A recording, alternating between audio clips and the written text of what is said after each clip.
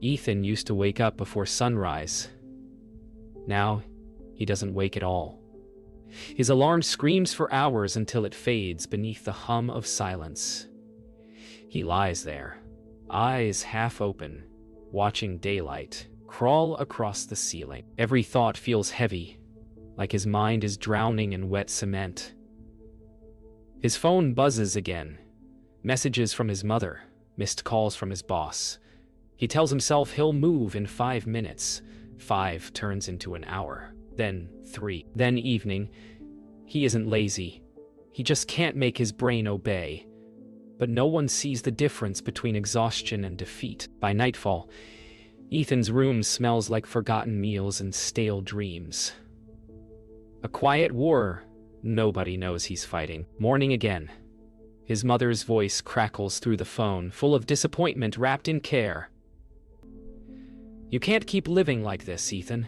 You've got to try," he says. "I know, Mom," even though he doesn't. He doesn't know how to try anymore. Every movement feels like swimming through mud. His father's voice cuts in from the background. Gruff, judgmental. He just needs a job, that's all. Ethan stares at his wall, nodding to voices he no longer feels connected to. After the call ends, he stares at his ceiling until tears blur the cracks above him. He doesn't want pity, only silence that doesn't hurt. Ethan forces himself to step outside. The world feels too bright, too loud. Every sound grates against his nerves. Children laughing, cars honking, footsteps echoing. He wonders if anyone else feels like they're made of fog. A neighbor waves. He pretends not to see. Shame creeps in. For not working, for being lazy, for existing like this. His breath quickens. He grips a railing, waiting for his heartbeat to slow. When he finally returns home, he collapses onto the couch, trembling. Not from fear of others, but fear of himself. Later that night, Ethan's brother calls. "You're wasting your life," Michael says flatly. "You've got to man up." Ethan stays silent. He knows Michael means well. But each word feels like a stone added to his chest. He wants to explain, to say his brain doesn't move like other people's, but shame chokes the words. The call ends with Michael's frustrated sigh. Ethan sits there, staring at the reflection of his dim lamp in the window. He whispers to no one, "I'm trying." Ethan lies awake as rain whispers against his window. Each droplet feels like a heartbeat. Constant, patient, indifferent. His body is still, but his mind is a storm. Words from his family replay in his head. Lazy, selfish, unmotivated. They echo until they become his own voice. In the darkness, he wonders if maybe they're right. Maybe he is broken. The room hums with the faint sound of rain and breath. A quiet confession that no one hears. Days blur together. Ethan wakes and sleeps at odd hours, his sense of time unraveling. Sometimes he forgets to eat. Other times he eats and can't remember doing so. He stares at screens without seeing them. Doom scrolling through other people's lives that seem effortless and full. His own reflection feels like a stranger. Eyes dimmed, shoulders slumped. When he looks around, everything feels distant, as if reality is muffled under glass. He tries to recall the last time he laughed, but the memory won't come. Depression doesn't crash down like a storm. It seeps in like fog, soft, invisible, and relentless. Laura stops by unannounced. The smell hits her first. Stale air, rotting food, and dust. She doesn't say anything, just starts cleaning. Ethan sits at the table, head down, ashamed. She speaks softly. "You're better than this, honey." He wants to answer, but his throat locks. The shame is suffocating. When she leaves, the house feels emptier than before. Love meant to help instead cuts deeper, reminding him how far he's fallen. Days later, Ethan forgets to show up for work again. His boss leaves a voicemail, polite but final. "We'll have to let you go, Ethan." He doesn't react, just sits still, the sound of the message echoing through the room. He should feel panic, but there's only numbness. The world outside continues. Sirens, dogs, barking, people living. He watches sunlight move across the wall and realizes he's been staring for hours. Time has become a ghost, passing through him unnoticed. That night, Ethan dreams of drowning. Not in water, in thoughts. Every failure, every insult, every self-blame wraps around him like seaweed, dragging him down. He wakes up gasping, clutching his chest. Sweat soaks his shirt. For a brief second, he forgets who he is or where he's supposed to be. His heart races wildly and fear floods in, raw, primal, electric. Panic disorder isn't loud. It's invisible, like lightning behind closed eyes. Morning comes. He sits on the floor, back against the wall, staring at nothing.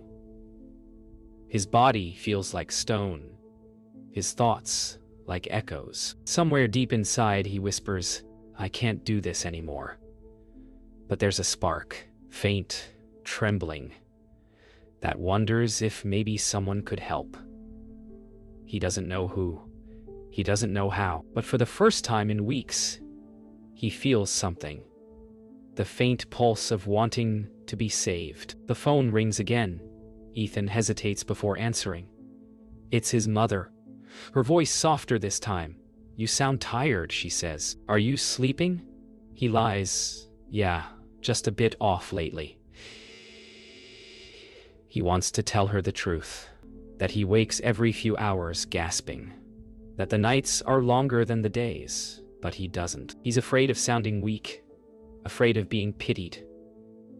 After they hang up, he stands in the kitchen, staring at the sink, overflowing with dishes, hands trembling. Something inside him feels ready to break, and he doesn't know if it's his mind or his will. Ethan starts forgetting things. Simple things. Where he put his keys. If he ate breakfast. Whether he locked a door. Each slip feels like a warning sign flashing in the dark. One afternoon, he finds milk in the cupboard and doesn't remember doing it. He laughs, a hollow sound that startles him. For a moment, he wonders if he's losing his mind. But then the numbness returns. Soft and heavy, wrapping him back into silence. At dinner, his parents and brother visit. The table is set, but no one eats much. Michael talks about his new promotion. Laura compliments him, and James nods with pride. The silence around Ethan grows thick. When he tries to speak, his voice cracks, so he stays quiet. The conversation moves on without him. Every laugh feels like a reminder that he doesn't belong here anymore. He lowers his gaze, pushing food he won't eat around his plate. Later that night, Ethan steps outside alone. The air is cold, and his breath fogs in the dark. He looks up at the stars, faint through the suburban haze, and wonders when he stopped feeling connected to light. A memory surfaces. His father teaching him to ride a bike, saying, "You fall, you get back up." Back then, it sounded simple. Now it feels impossible. The world keeps spinning, but Ethan can't seem to stand anymore. That night, the dreams return. Flashes of drowning, of screaming with no sound, of hands reaching through darkness. He wakes on the floor, heart pounding, unable to breathe. His reflection in the mirror looks warped, a stranger wearing his face. For the first time, fear overtakes numbness. Something is wrong, and it's not laziness. It's something deeper, darker, unseen. The cracks have spread too far to ignore. Our is an Sunday afternoon. The house is quiet except for muffled conversation from the kitchen. Ethan sits on the couch, fingers twitching against his knee. His parents are visiting again, this time not to check in, but to intervene. His mother's voice trembles with frustration. "You can't keep living like this, Ethan." His father's tone is blunt, final. "You need to grow up." The words echo like gunfire. Ethan tries to speak, but nothing comes out. The walls seem to close in, air thinning. He nods once, eyes lowered, pretending to agree. But inside, something cracks, silent and deep, like a dam giving way. Ethan locks himself in the bathroom. His heartbeat pounds against his ribs. The argument replays over and over in his head, his father's words, his mother's tears. He grips the sink until his knuckles white. The reflection staring back is unfamiliar, hollow-eyed, wild, breaking. His breath quickens, the room spins. He tries to calm himself. In, out, but panic tightens around his throat. He sinks to the floor, gasping. He thinks he's dying. But what's really dying is his silence. Outside the door, Laura knocks frantically. "Ethan, open up, please." Her voice trembles between fear and guilt. James stands behind her, frozen. For the first time, he looks afraid. Not of losing control, but of losing his son. The sound of Ethan's gasping seeps through the door like a wound in the house. Seconds stretch into minutes. Then, silence. James shoves the door open, heart pounding. Ethan lies on the floor, shaking but alive. And for the first time, his father kneels beside him. Paramedics arrive within minutes, red lights painting the walls like silent alarms of shame. Laura stands frozen as they lift Ethan onto the stretcher. James paces by the doorway, face pale, hands clenched. The siren outside wails like a confession. For the first time, they see what he's been hiding. Not laziness, but pain that has been quietly killing him. Laura whispers, "We didn't know." James answers softly, "We never asked." As the ambulance doors close, Laura reaches out. Fingertips grazing air. The siren rises, fading into the distance. Inside the now quiet house, she stands in the doorway, staring at the empty couch where Ethan sat hours ago. James sits on the stairs, head in hands. The silence feels heavier than sound. For the first time, they understand the weight of their words and the quiet damage they carried. Their son wasn't weak. He was fighting to breathe in a world that called his illness laziness. The world outside the ambulance blurs into streaks of red and white. Ethan stares through the small rear window, numb, exhausted, barely breathing. The siren fades in and out, a heartbeat he no longer controls. The paramedic asks questions he can't answer. His mind drifts between consciousness and fog. For the first time in months, someone else takes control, and a strange relief comes with surrender. When the hospital lights swallow him, Ethan's body finally lets go. He doesn't fight the exhaustion anymore. When he wakes, it's quiet. The hospital room hums with low machines and distant voices. A woman's voice greets him, calm, warm.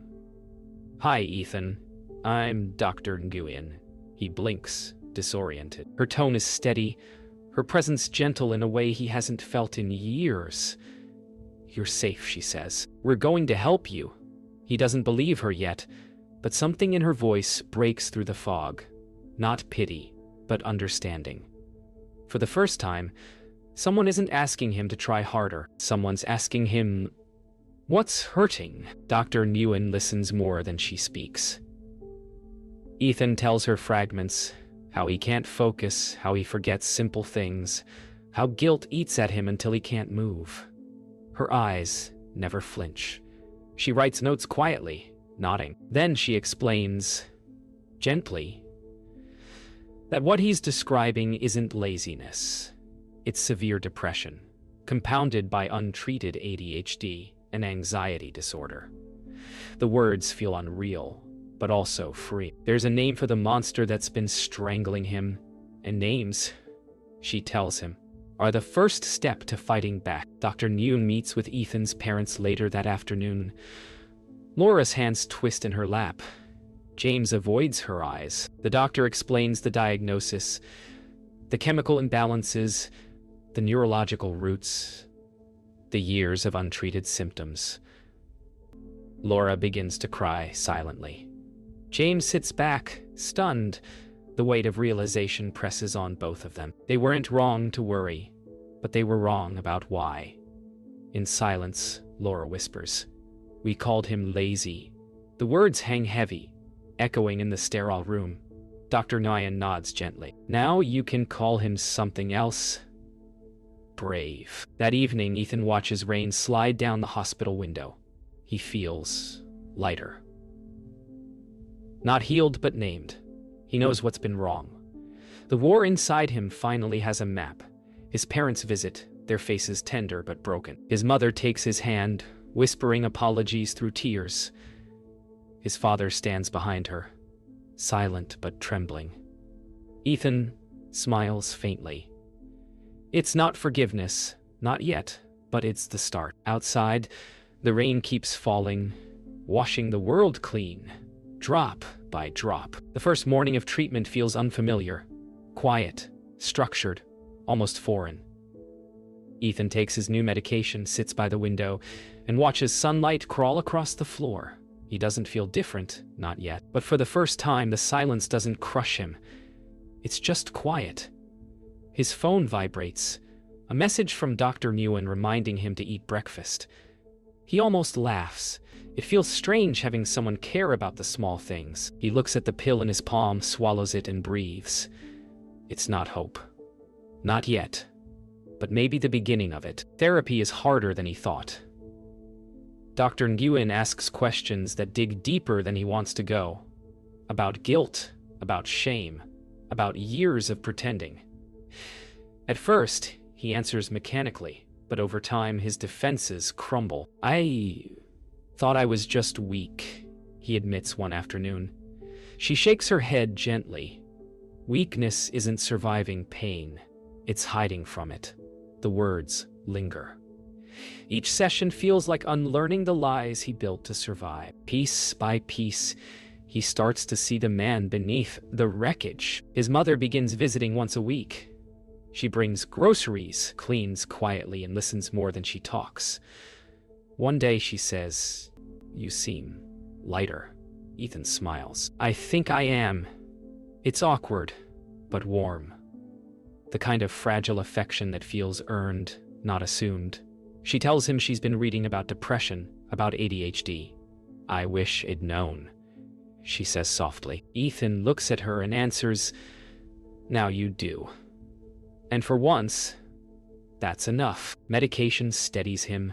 The fog lifts. He begins walking outside again. Small steps, then longer ones. He notices things he used to overlook. The sound of wind through leaves, the warmth of sunlight on his face. Each breath feels deliberate. Each moment a quiet victory. The world hasn't changed, but he has. The noise in his mind, once deafening, now whispers. He still struggles. But the difference is simple. He no longer faces it alone. Weeks later, Ethan sits across from Dr. Nguyen again. "How do you feel now?" she asks. He pauses, then smiles. A real one this time. "Like I'm finally here." The silence between them is gentle, sacred. She nods. "You did the work,"